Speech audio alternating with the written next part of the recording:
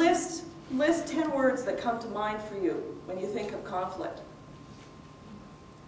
I would bet my last dollar that most of those 10 words would be negative words, not positive ones. We come to conflict with negative attitudes.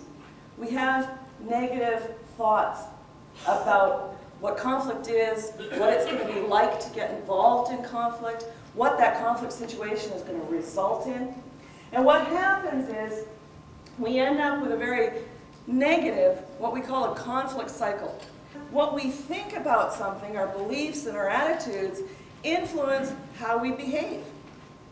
And guess what? None of you are going to go through life without conflict.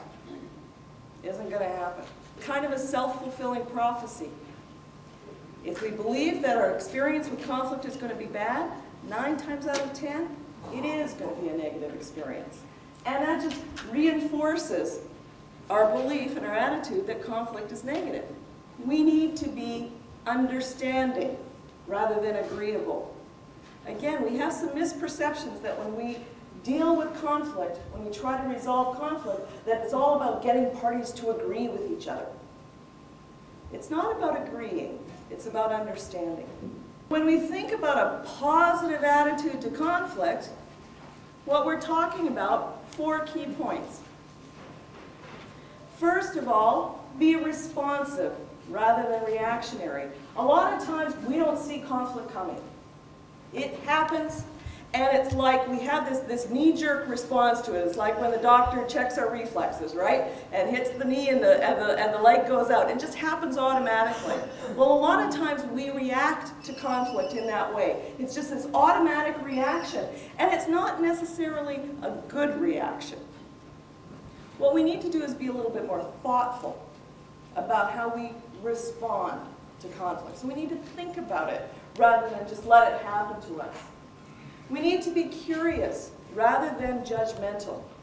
Resolving conflict is not about deciding who's right and who's wrong.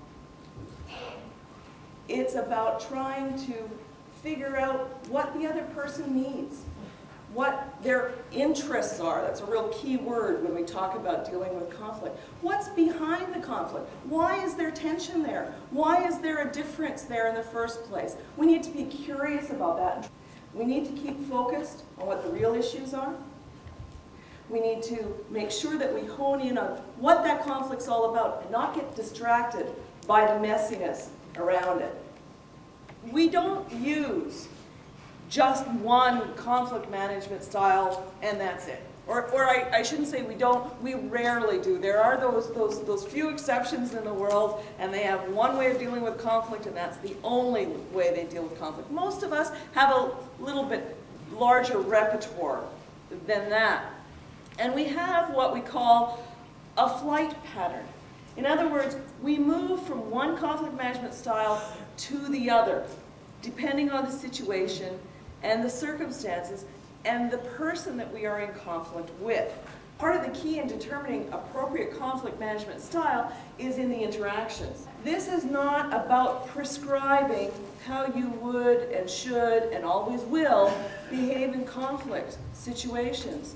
This is to show you that subconsciously, without thinking, when conflict happens to you and you're not expecting it, chances are these will be your responses. As Nabil said, we want to move what's subconscious into the conscious. Once you know that these are the patterns that you get stuck in, that these are the styles that you tend to use, that this is how you tend to approach conflict, you can make choices.